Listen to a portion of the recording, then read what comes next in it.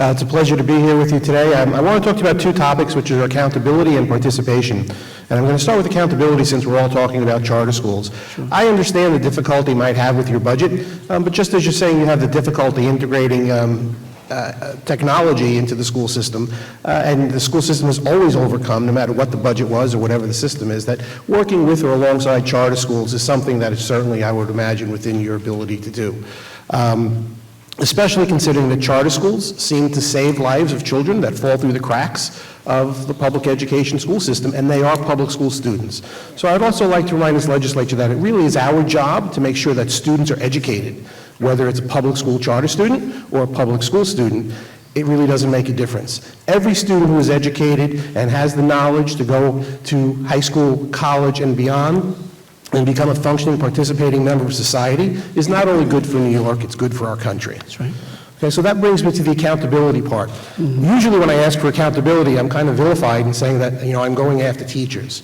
But our teachers in New York City public schools are some of the best teachers that there are in the country, and they work hard every day. I'm not talking about the accountability of teachers. I'm talking about the accountability of the system. And I'm asking you to work with us to go to the state education department and say, listen, this really just does not work the way that it is. We have so many schools where 95% of our students can't read, write, or do math at grade level, and we fund it year after year for the same programs. I would like to consider different options, as one of my colleagues mentioned, maybe a 7-day-a-week school. I'm not saying every school, or maybe a 12-month school year with different breaks. I'm sure there are teachers who would volunteer, if they were not coerced, into a situation or to try this volunteer program to see what happens. We have to do that. Right. And then that brings me to my third point, or my second really, which is participation.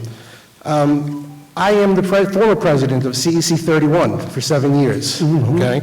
And I got to see with my own eyes a lot of the things that happen in the New York City public education system. And the CECs are supposed to be about parental involvement. But I'm talking about more when you sit down and you negotiate with other leaders, your teachers' unions and things like that. Who is really there representing the parents? Well, there ain't independent parent groups that can say, you know what you guys are saying makes sense, but really is not the best thing for the children. So I'm calling on you to help keep the state accountable for what's not happening in our schools, right, and to develop a system that we can bring independent parents into the school system to sit with you as a representative of the children when it comes time to make educational decisions. Well, listen, I agree with pretty much everything that you said. I think these innovative ideas, it speaks to one of my pillars when we talk about a reimagined school experience. We've got to do school very differently. So I'm in agreement with you, and I'm willing to work with you on any of these issues.